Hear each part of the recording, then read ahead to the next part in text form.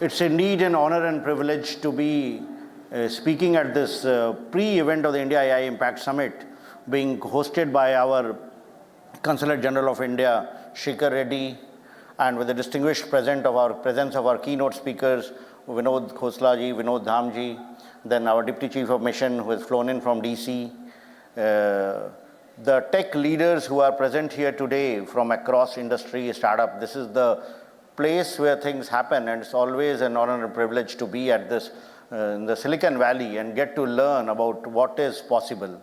We just heard the scintillating talk by Mr. Vinod Khosla, in which he kind of outlined his vision of AI and what all we can do, what all AI can do for the global world, what all AI can do for India per se.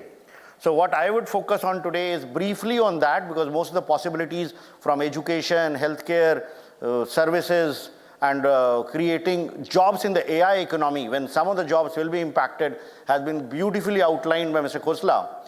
But I will briefly mention about what we are doing in India and give kind of an overview of what we are planning for the Impact Summit that we are hosting in February of next year. So if you look at India, today we are recognized as the world's largest, fastest growing economy, and in fact, the last quarter results just came out and we were growing at the rate of 8.2%. And what we see is that we are growing at a rapid pace. Currently we are at around $4 trillion economy. We aspire to grow up to a $30 trillion economy by 2047. That will help us reach a developed country status, Viksit Bharat, as our Honorable Prime Minister speaks about. And I will just mention about how technology and how AI can be a big enabler in this growth. If we look at global growth rates also, consistently, but for the COVID and but for a few shocks, we have been growing at a rapid pace, much faster than any of the other major economies. And a part of this growth has been contributed in the last few years by the digital public infrastructure that we have built. And the DPI stack, the India stack as we call it, primarily consisting of the identity layer with Aadhaar, with 1.4 billion Aadhaar, with the UPI layer, which ensures that we do almost 50% of the digital payment transactions globally, or the data empowerment layer, the paperless layer, with a product like DigiLocker, which allows seamless exchange of documents and information with almost 600 million users, 10 billion documents. So all of it is laid the basic foundations for us to leverage technology, leverage AI, and move to the next level. The numbers are mind-boggling. Of course, we are a large country, but without adopting technology, to power services, whether it's education, healthcare, we would not have had the foundation on which we are trying to build up our AI layer over it. And now this digital public infrastructure has been recognized globally about how different countries are also looking at adopting similar solutions for their own countries. Like, for example, around 27 countries are building Aadhaar-based solutions like what we have done. Even countries like UK are looking at a DigiLocker kind of solutions. So both in the global south and many countries which are kind of developed and advanced, they are also looking at how technology has empowered India, and we are kind of trying to make it available for other countries as one of the outcomes that we had after the G20 summit that we hosted 2 years back. So now when we look at AI, of course, a lot of it was outlined by Mr. Khosla, but we look at AI to help turbocharge our digital public infrastructure. In fact, I look at it as with the power of AI, we can ensure that the reach and access of our services under India stack, whether it's healthcare, agriculture, education, it can reach to many more people by enabling services in all Indian languages and by enabling voice-enabled services. So what we are looking at is that in India's digital ecosystem, today we very often say that 900 million people are connected and they are online and they are benefiting from that. But with the AI, we have the potential of connecting the remaining 500 million people. Because we are 1.4 billion people, and many of these people in the rural areas, farmers and all, they struggle to go to a website or to an app or access services, because entering information in their mother tongue on a website or an app is not easy for somebody who's not very tech savvy. But if the same service was available through an AI-enabled engine in which he can ask, like, where do I get my fertilizers, what pesticides I should use, where I should sell my produce, or somebody trying to get basic information about healthcare, like what to do if a child is suffering from diarrhea, or where to get for basic help, or a small business or a retailer using AI to optimize his operations, reduce his costs, increase his income. So if all of it is made available, then AI can really contribute, bring in efficiency, productivity in every sector of the economy, and that can help us move fast forward. Our coders, as he mentioned, like we do have a huge risk, because today the advantage that we had in the last so many years was that we had the cognitive skills with which we enabled the IT and ITS sector and solved global problems, whether in the financial sectors, transportation sectors, and our IT companies and IT professionals provided these services to the whole world. But today, that skill, the cognitive skill for building products and services by using technology, is being challenged by the AI bots. So how do we compete with the $20 bot, which is doing things more efficiently?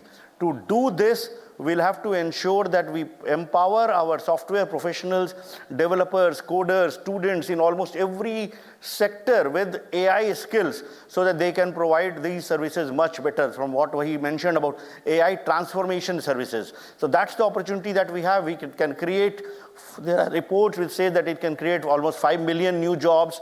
It can contribute almost $1 trillion to our economy, to our digital economy, and it will ultimately help government become more efficient and more transparent, because very often what we find in every sector, because of a lot of subjectivity, because of a lot of government not being able to offer efficient services, a lot of growth is blocked, a lot of growth is locked. If we can bring in that, if we can make our courts more efficient with AI-based legal services, if we can make decision-making much faster, much more efficient, much more objective, it can really help our entrepreneurs, our builders of the new economy move very, very fast forward, and can result in a lot of efficiency and productivity gains.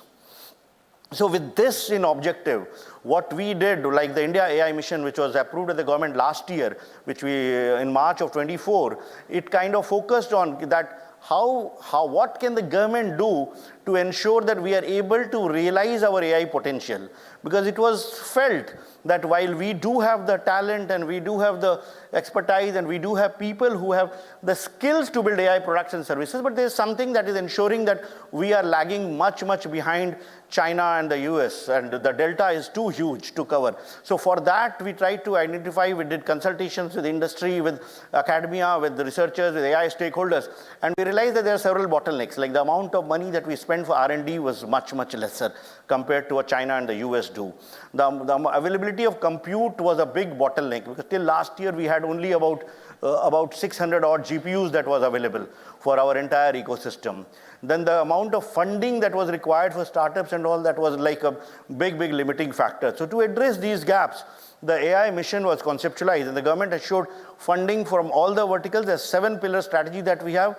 So briefly, I will touch upon that. So idea was to make compute available and accessible to those who need it. So we did a very interesting private sector-led incentive mechanism for setting up compute infrastructure. And today we do have almost 40,000 GPUs, much lesser compared to the AI factories that are coming up world over. But at least 40,000 GPUs are available at a much, much lower cost. Government underwrites almost 40% of the compute cost. So those who need it, they are able to get it at around 65 rupees, which is less than $1 per GPU per hour, compared to the global prices of $2.5. And then we also realized that while there are a lot of foundation models, LLMs, which have been built in the US, and now, of course, open source solutions in China, but India did not have an LLM of its own. So we do aspire and we do believe that we have the capability of doing so. So we are funding almost 12 such initiatives for building Indian LLMs and SLMs in various sectors like healthcare and material science and the rest. So we do believe that two initiatives, especially the one led by Sarvam and one led by Bharat Jain in IIT Bombay, they are at very almost near, and before the summit that we're hosting in February, we should be able to announce an Indian LLM, which will be primarily a voice-based LLM, which will be able to provide services which I was referring to farmers and to retailers and to students and to people needing healthcare. Then we have also, like, one other bottleneck that was observed was that even though we are a large country and we have done a lot of digitization over the years, but one key problem that all AI stakeholders felt, that access to data. So we are setting up a datasets platform, AI Coach, because data is like inherent. Other than compute and talent, without data, you can't build AI applications and models. So we have set up India datasets platform called AI Coach, which has got, like, today 3,500 datasets from both public sector and private sector, and it's kind of being ramped up as we speak. And we do believe that this will become like one place which will help entrepreneurs and researchers to train models and to build AI applications. Then we also launched an application development initiative so that we can identify certain applications which can be scaled up across country, especially in education, in climate change, in agriculture, in healthcare, in governance. So we do have around 30 applications that we are currently working with state governments and government of India departments to scale them up and to deploy that. For example, an AI assistant for farmers, an AI tool for diagnosing tuberculosis, cataract, diabetic retinopathy, because very often we do have machines, X-ray machines and radiology machines in the rural areas, but sometimes we don't have qualified radiologists and doctors. So that problem can easily be solved with significant level of accuracy by the AI machines and AI bots. That's currently being done.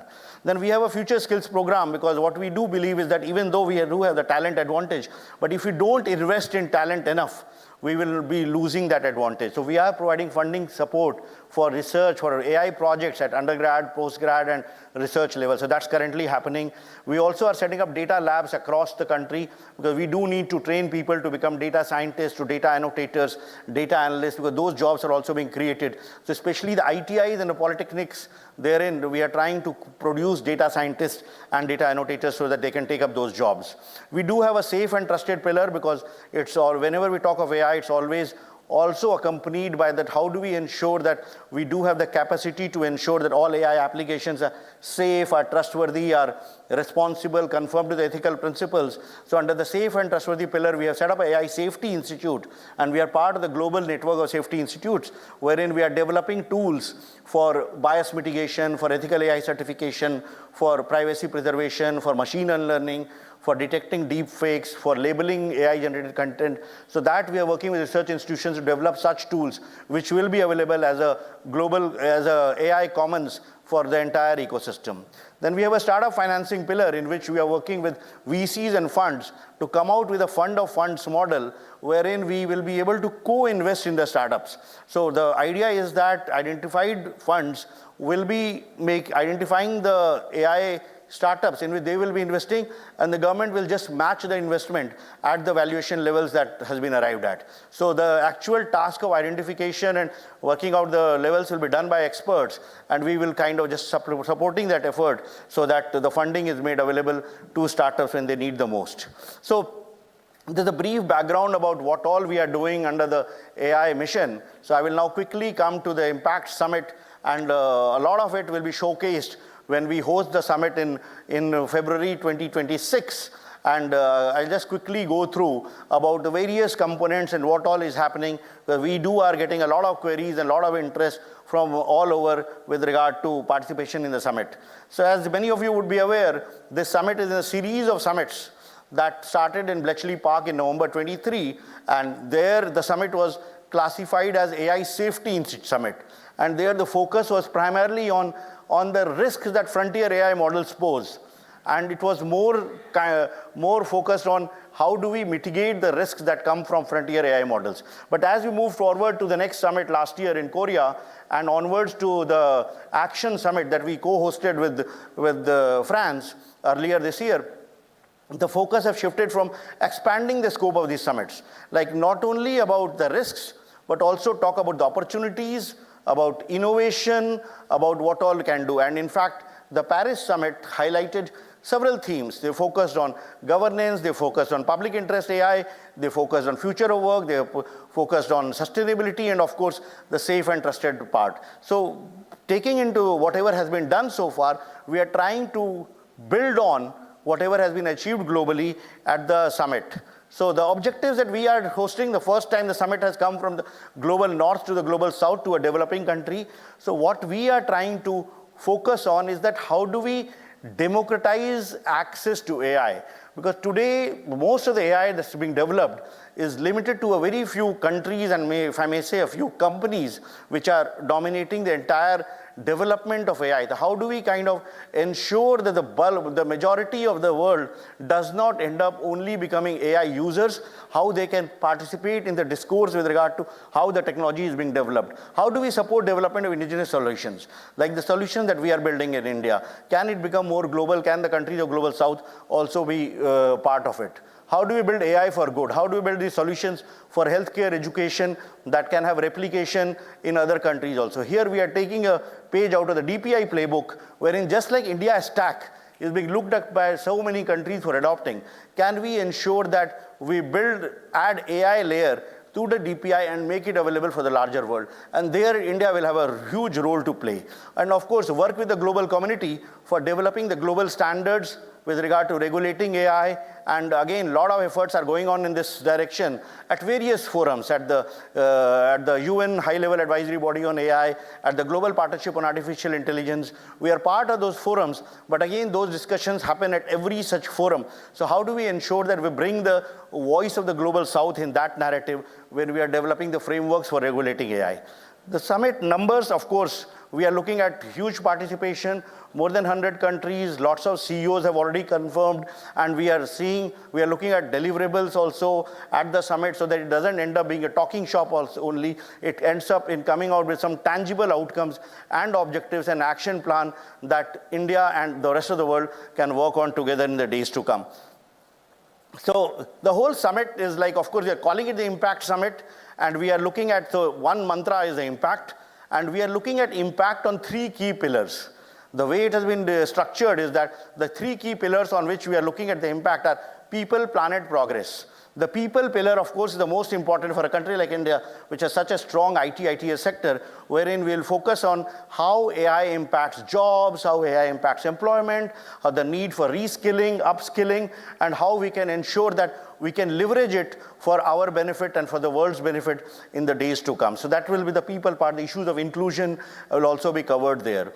Then the planet is, of course, about making AI more sustainable, because we all know the amount of AI energy the AI is consuming. How do we build green data centers? How do we like earmark the renewable energy for AI compute? So that will be one part for making AI more sustainable and more efficient. But the other part will be like how we can use AI to address climate challenges. How AI can be used for predicting floods, for predicting extreme heat events, and even something like how AI can be used to make grids more efficient. How do we reduce power, energy transmission and distribution losses? We are already doing several projects in India in that direction. So the impact of AI on the planet will be a very key focus area. And of course, progress.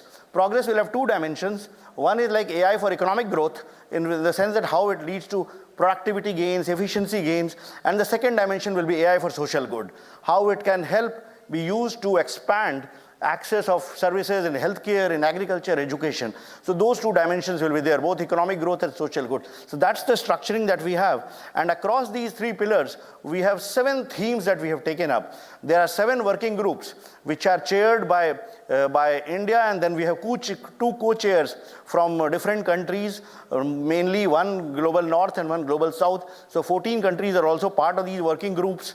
The themes are, of course, AI for economic growth and social good, democratizing AI resources, inclusion, then safe and trusted AI, human capital, of course, on the jobs and the people part, then resilience, innovation, and efficiency, which will focus on sustainability, and then science. Science has also been taken up, like how AI can be used for advancing drug discovery, for using in cutting-edge R&D. So these are 7 working groups, and these working groups have already started having their meetings, what we do hope is that these working groups will come out with the outcome statements and outcome documents, action plans, and this will ultimately flow into the declaration that will be adopted at the summit. So this is like the whole structure, like the working groups, as I mentioned, so their outcomes will go into the adopting the declaration at the summit. So these are the working group meetings which have already started. In fact, almost 60 countries and 20 international organizations have been part of the working group meetings that have already been held. We are looking at 3 virtual meetings and 1 hybrid meeting of the working groups. Then we have like several flagship events along with the working groups and the summit outcomes and declarations. We also launched 3 innovation challenges. An open innovation challenge, entries of it closed on 30th of November. And we have, like, there are 3 challenges. One is for open for the whole world. The second was only for women-led startups and women researchers, AI by her. And then we had a Yuva AI, which was focusing on young AI entrepreneurs and champions below the age of 21. So across these 3 innovation challenges, we have got almost 15,000 plus entries. And the best part is that the entries have come from 136 countries. So it's become truly global, and we are looking at a lot of participation from across the world for these challenges. And currently, of course, these entries are being evaluated, and the best will be presented at the summit. They will be invited. We will be like bearing the cost of the travel for all those who are selected there. They will be showcasing their solutions at the exhibition and presenting at the summit. Then we are also doing a research symposium in which we are getting top researchers from across the world to come and present their papers. Again, this will become like the academic input at the at the summit, in addition to the political statements that will be made. So that the research symposium here also, like, we also had a focus area especially for researchers from the global south. Like, we are having a global south showcase. So therein, in fact, we have got almost 250 entries from several countries.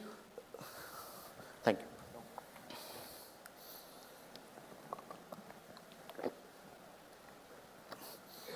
From several countries across Africa, Asia, Latin America. So again, the focus of this whole summit around this innovation challenges and research symposium and other activities is not only make it a meeting point for usual conference visitors, but kind of involve the larger community into the AI discourse.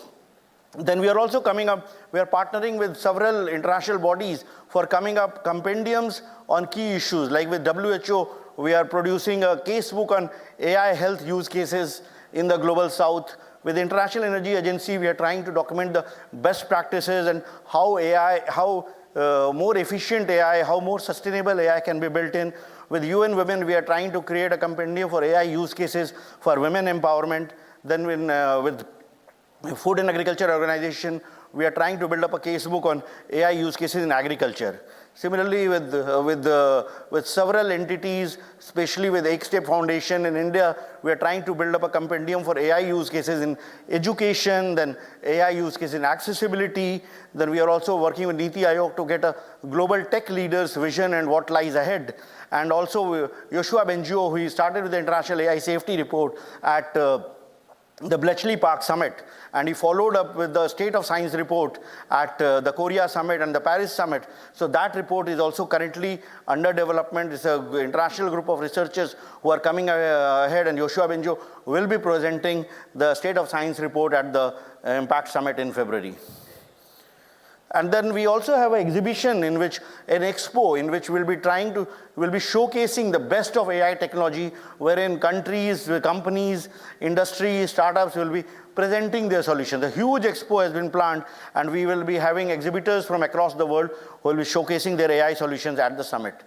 Then the overview of the entire summit, of course, the main summit is on 19th and 20th, which will have the expo and opening ceremony and the leaders plenary and the CEO roundtable and panel discussions roundtables.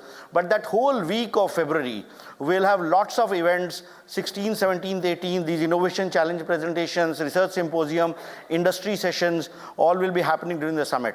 And then we also have in India, we are doing 7 regional conferences, and we are doing lots of pre-events, and the working group meetings, hybrid events will be organized across India. And across the world also, a lot of pre-events are happening, like the one that's happening here today, and the similar has been done at several countries across the world. So pre-summit events we have done in 20 plus countries, including countries in Africa, in Argentina, in South America, all over. Within India, we have gone to almost 60 plus cities with participation of almost 100,000 people in various events that have happened so far. Some of the snapshots of the events that have happened, I'll quickly run through these. And these are happening, and we are getting a lot of interest from not only industry, startups, researchers, but also civil society organizations with regard to key issues that the summit should address. So like the effort is to make the summit truly inclusive and truly participative from all the key stakeholders that are there. This event, I think, happened in New York during the UNGA General Assembly, Nairobi, Barcelona, several places all over India, in Geneva, in Cape Town. Then, of course, Delhi, many events. Across universities, a lot of events are happening, pre-summit events. And these are the international events. We did an event at the International IGF, the Internet Governance Forum, at the COP30, at the UNGA, at the Global DPI Summit in Cape Town, the GPay event, and the World Economic Forum. At the Davos also, there will be an event. And there are a lot of partners who are also hosting events, universities, colleges, so kind of getting the inputs from all key stakeholders for the summit. And as I mentioned, regional group meetings and working group meetings have been planned across the country so that we actually involve everyone in the planning of the summit. The key deliverables, what are we trying to achieve as per the outcomes of the working group meetings? In brief, we are trying to create a charter for democratizing AI resources, like how we can democratize access to compute, datasets, algorithms for the larger global world. How we can create an AI commons repository. AI commons repository will include use cases for AI which can be open source, which can be made available for the larger global community. The reskilling principles, competency frameworks at various levels, what all courses that can be made available. So that's also something that we are trying to work on. Then a playbook for equitable workplace transition. That's again something that the human capital working group is trying to build in. Then framework for capacity building in public sector, because that's again a problem area that we have, that we are working with at the working group to develop that framework. Then AI for Science Network, a global network for use of AI in science. Then AI Impact Awards also we are trying to institute, which will become an annual award. Then AI Safety Commons, all these tools for bias mitigation, ethical AI certification, can it be created into a repository and made available as a digital public good? Then AI governance and safety, the guidance note. Then commitments on frontier model usage. This is something that we are trying to work with the companies that are developing the frontier AI models. And we are trying to get them give a commitment that they will share the usage data of the models in various countries with sovereign governments. So that if India people are using a ChatGPT or a Claude or any of these frontier models, then as government we should know what is being used for. Are the software coders using it, or are the creators using it, so that we can align our reskilling strategy based on that. Then of course, Global Alliance for Advancing Inclusion. Inclusion is a big theme. Then framework for resilient, efficient AI and principles of, so these are currently being developed as deliverables that will come out to the summit. Of course, these are at the negotiation stage. We are discussing at the working group. Experts are contributing to that. So if there are any stakeholders here who feel strongly about any of these deliverables and want to give your suggestions, ideas, that will be most welcome. The summit week, of course, it will begin, in fact, on the Sunday of the week, we are also doing a AI for the creator economy, in which there will be a culture day in which we'll be showcasing, and that's going to be a public event. Those of you who have been to Delhi, the Central Park at Connaught Place will host this session, which will have a space for showcasing solutions for usage of AI in animation, in filmmaking, in music, in fine arts, in literature, in poetry. So that will be showcased, and it will be like an open event, like a Lit Fest, in which showing AI usage in the creator economy will be there. So, so this will be like a very interesting area, and we are getting a lot of interest from various people who are using AI. In fact, I was surprised to get interest from several music bands who have built AI bands. So we also have created so in the evening, we'll have an amphitheater in which AI bands will be performing. So that will be there. Then we have lots of sessions which have been planned on 16th to 18th with regard to panel discussions, keynote sessions, launches of compendiums, the innovation challenges, 19th and 20th, I've already mentioned, the expo visit will be there, the opening ceremony will be there, the leaders plenary, then the CEO roundtable, and the panel discussions will also be there. We have got lots of confirmation, some of it is showcased here, a lot of tech leaders, the heads of government, around 15 heads of government, and almost 50 CEOs we are expecting. So some of the names are showed here, which includes prominent names in the tech world, and I'm sure we'll be getting many more names today. In fact, we did get to hear that Mr. Vinod Dham and Vinod Khosla will also be attending. So again, this will ensure that all the key people across domains come there. More information is available on our website, impact.indiaai.gov.in. You can scan this QR code to get more information about the summit. So that's all that I wanted to share today. And yeah, thank you.